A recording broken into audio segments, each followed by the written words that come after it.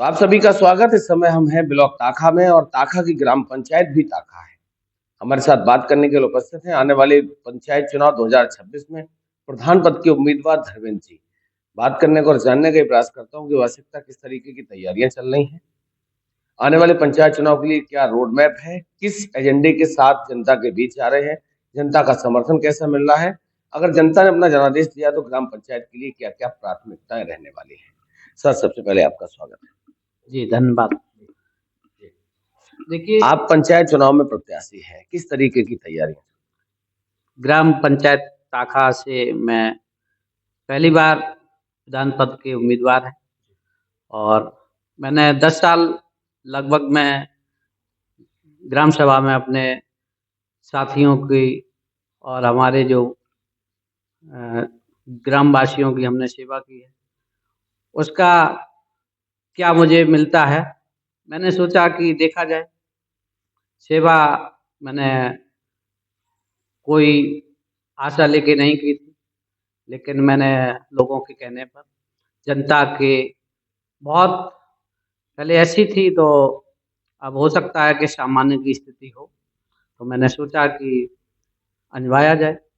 और जहाँ तक है, अगर जनता मुझे चुनती है तो जो आने वाले इस भविष्य में अगर जनता अगर विश्वास मुझे दिलाती है तो मैं जनता को अपने विश्वास दिलाता हूँ कि मैं आने वाले पंचवर्षीय चुनाव में जो भी अगर मेरे दावेदारी को स्वीकार करती है और अच्छे बहुमत से मुझे जिताती है तो मैं उनका आभार, जैसे मैं अभी सेवा करता रहा हूँ उससे भी बेहतर, और जो पहले गत वर्षों में जो प्रधान हुए हैं उनसे बेहतर अगर सेवा का मौका मिलेगा तो मैं दूंगा। दूसरी बात, यदि मेरे बड़ा क्षेत्र है उसमें बहुत सारी समस्याएं हैं और समस्याओं का निदान मैं किसी के बलबूते पर नहीं, मैं अगर जनता अगर हमें प्रतिनिधित्व बनाती है तो मैं खुद स्वयं करूँगा। हर गरीब की समस्या का निदान करने का मेरा अधिकार रहेगा। और विकास को लेकर क्या क्या प्राथमिकताएं रहेंगी? विकास, देखिए, बहुत सारी विकास की बातें हैं, सब मुद्दा तो नहीं उठाए जा सकते। बहुत जगह करप्शन चल रहा है, बहुत जगह। मैं क्षेत्र में रहता हूं तो मुझे मालूम है, यदि जनता के द्वारा मुझे चुना जाता है तो मैं करप्शन खत्म कर दूंगा अपने विधान मतलब सॉरी ग्राम पंचायत का। अच्छा, करप्शन की आप बात करो तो आपने देखा होगा गरीब लोगों से आवास के नाम पे वसूली, शौचालय के नाम पे वसूली, मतलब कुछ भी काम आम जनमानस का कभी भी बिना पैसे के नहीं होता।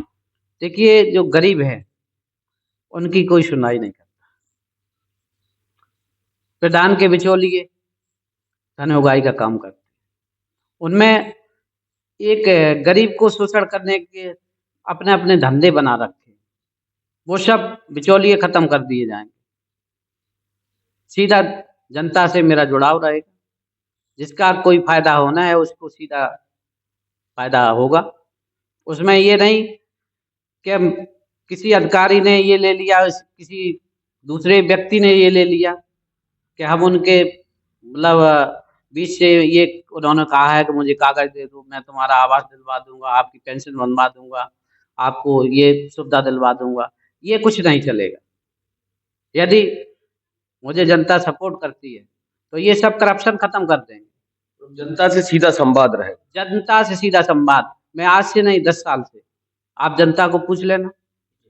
मैं सुख दुख रात में भी अगर मुझसे कोई कहता है, किसी की कोई समस्या आती है तो मैं जाके निदान करता हूँ। और दूसरी बात, अगर जनता मुझसे विश्वास दिलाती है, विश्वास अगर है हम पे जनता का, तो उसको सामने आएगा। और गरीब लोगों से मेरा जुड़ाव है। मैं अपनी बात केवल गरीब जो शोषण और जो दबे कुचले व्यक्ति हैं उनकी बात रखने के लिए मैंने, और लोगों ने मुझसे कहा है कि आप आइए, बहुत समय से जो आपके मौजा की प्रधानी है वो दूसरे के हाथ में जाती है, लोग बन जाते हैं लेकिन काम दूसरे कराते हैं। जनता से क्या अपील करना चाहते हैं, क्योंकि चुनाव बहुत कम समय है। जनता से यही अपील है आपको, देखिए एक तो बहुत महत्वपूर्ण अपील है कि हमारे यहाँ मौजा में चकबंदी चल रही है। चकबंदी का मुद्दा बहुत विशेष तौर पे है। यदि ग्राम आपका चकबंदी में है, मौजा पूरा चकबंदी में है, जिस ग्राम की जो मतलब भूमि है उसी में छूटनी चाहिए। दूसरी बात, एक तरफ से जिसका जो बनता है उसको मिलना चाहिए।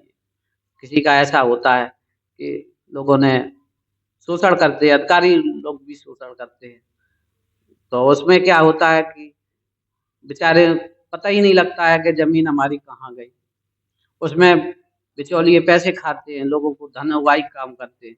सबसे मेन महत्वपूर्ण चीज़ है कि यहाँ पे जो चकबंदी चल रही है इससे बहुत गरीब बेचारे पिछड़ जाएंगे। मैं जनता से एक अपील करता हूँ कि ये चकबंदी प्लस आपके गरीब लोगों के भविष्य के लिए आप अपना, अगर मुझे जनप्रतिनिधि बनाते हैं तो मैं आपको खरा उतरूंगा और आपको कभी भी किसी भी प्रकार की, चाहे आपके तहसील स्तर की हो, चाहे ब्लॉक स्तर की हो, चाहे आपकी कोई भी समस्या, मैं आधी रात आपके लिए तत्पर रहूंगा। और दूसरी बात, मैं फिर एक बार जनता का मैं आभार करता हूं, जब आपको जरूरत पड़े मैं आपके लिए आधी रात तैयार रहूं।